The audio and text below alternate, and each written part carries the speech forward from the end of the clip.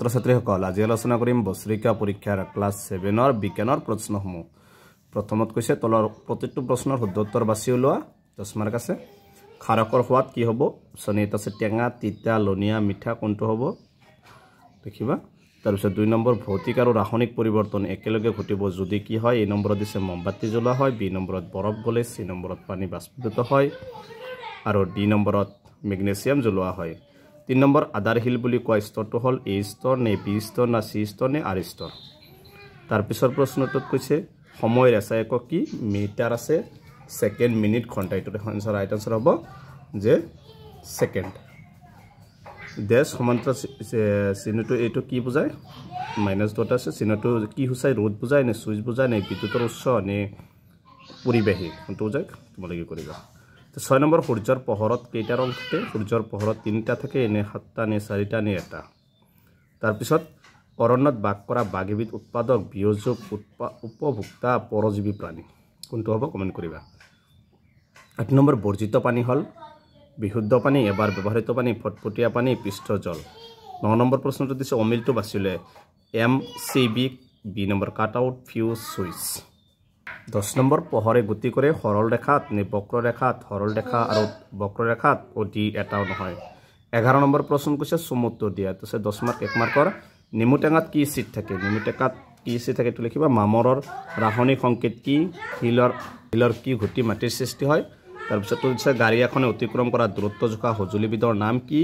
বৈদ্যুতিক বাল্বৰ ভিটামিনডাল কি পদাৰ্থৰে গঠিত? F নম্বৰ টৰ্চ লাইটত এটা কিহে বিদ্যুৎ যোগান ধৰে? জি নম্বৰ হট প্ৰতিবিম্ব কি? আটচিকাছ কি? জাৰোৱা সম্প্ৰদায়িক বসতি স্থল ক'ত? কলেৰা ৰোগৰ বীজাণুবিধৰ নাম লিখা। 12 নম্বৰ সূচক কাক বোলে? 2টা উদাহৰণ দিয়া। বি নম্বৰ ততি আৰু খোৱা ছদাৰ ৰাসায়নিক নাম লিখা। চি নম্বৰ অন্তঃশ্ৰৱণ বুলিলে কি বুজা? হিউমাছ কাক বোলে? দ্ৰুতি কাক বোলে? দ্ৰুতিৰ এছা একক লিখা। তাৰপিছতে বৈদ্যুতিক বৰ্তনী বুলিলে কি বুজা? বগা পোহৰ কি? কেনপি বুলি কি বুজা? পচন সাৰ বুলি কি বুজা? বৰ্জিত জল বুলিলে কি বুজা? ইয়াত কি থাকে? 13 নম্বৰ প্ৰশ্ন প্ৰতিটো 3 নম্বৰৰ বাবে যে লৱণ কাক বোলে? তোমাৰ ঘৰত ব্যৱহাৰ হোৱা দুবিধ লৱণৰ নাম লিখা। দুবিধ জৈৱ এচিড আৰু দুবিধ কৃত্ৰিম এচিডৰ নাম লিখা। ৰাসায়নিক পৰিৱৰ্তনত কি ঘটিব পাৰে? চূণ পানীৰ মাজেৰে কাৰ্বন ডাই অক্সাইড গেছ যাব দিয়া হয়। তাৰপিছত আছে চূণ পানীৰ কেনেকুৱা পৰিৱৰ্তন দেখিবা। এটা গতিশীল বস্তুৱে 5 মিনিটত 100 মিটাৰ পথ অতিক্ৰম কৰিলে বস্তুটোৰ দ্ৰুতি কিমান হ'ব? 18 নম্বৰ বৈদ্যুতিক বৰ্তনীৰ এটাৰ চিত্ৰ অংকন কৰিব দিছে। 19 নম্বৰ পোহৰৰ প্ৰতিফলন কাক বোলে? উত্তল যাপনৰ এটা ব্যৱহাৰ লিখা। 20 নম্বৰ অৰণ্য বুলিলে কি বুজা? অৰণ্যৰ উৎপাদিত সামগ্ৰীসমূহ কেই ভাগত বিভক্ত কৰিব পাৰি লিখা। 21 নম্বৰ বিয়োজক বুলিলে কি বুজা? দুবিধ বিয়োজকৰ নাম লিখা। 22 নম্বৰ নৰ্দমা ব্যৱস্থাৰ বিষয়ে চমুকৈ লিখা। 23 নম্বৰ কোনবিধ মাটিয়ে পানী আটাইতকৈ বেছি শোষণ কৰে? পানী শোষণ কৰা দেখুৱাবলৈ এটা পৰীক্ষা বৰ্ণনা কৰা।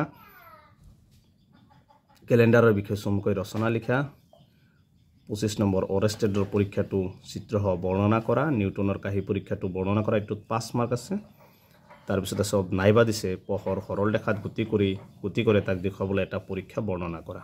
পিছৰ কেইটা আছে মহান বিজ্ঞানৰ চানিকী জীৱনৰ পৰা ৰামানুজনৰ জন্ম ক'ত হৈছিল? 28 নম্বৰ আছে ইংলেণ্ডৰ ৰয়েল ছ'চাইটিয়ে কিমান চনত ৰামানুজনক সৰ্বপদ যাচে? ৰামানুজনৰ মৃত্যু কেতিয়া হৈছিল? চি ভি ৰমনৰ সম্পূৰ্ণ নাম লিখা। চি ভি ৰামনে কি বিষয়ত নোবেল বঁটা লাভ কৰে? তাৰপিছত আছে চি ভি ৰমনক কিমান চনত ভাৰত চৰকাৰে ভাৰত ৰত্ন প্ৰদান কৰে? ৰাধিকাৰাম ঢেকিয়াল ফুকন কোন আছিল? তাৰপিছৰ প্ৰশ্ন আছিল লক্ষ্মীনাথ দাসৰ কিমান চনত জন্ম হয়? 35 নম্বৰ হিৰণ্যচন্দ্ৰ ভূঞা কিমান চনত অসম সাহিত্য সভাৰ সভাপতি হিচাপে নিৰ্বাচিত হয়? তলত দিয়া যিকোনো এগৰাকী অসমীয়া বিজ্ঞানীৰ বিষয়ে চমুকৈ লিখা। গুৰুপ্ৰসাদ দাস, হিতেন্দ্ৰ কুমাৰ বৰুৱা। 37 নম্বৰ আৰ্যভট্টৰ বিষয়ে চমুকৈ লিখা। নাইবা ভাস্কৰাচাৰ্যৰ বিষয়ে তুমি কি জানা লিখা। 3 মাৰ্ক। এইকেইটা আছিল বিজ্ঞানৰ বছৰিকীয়া পৰীক্ষাৰ ক্লাছ 7ৰ কুৱেশ্যনৰ প্ৰশ্নসমূহ।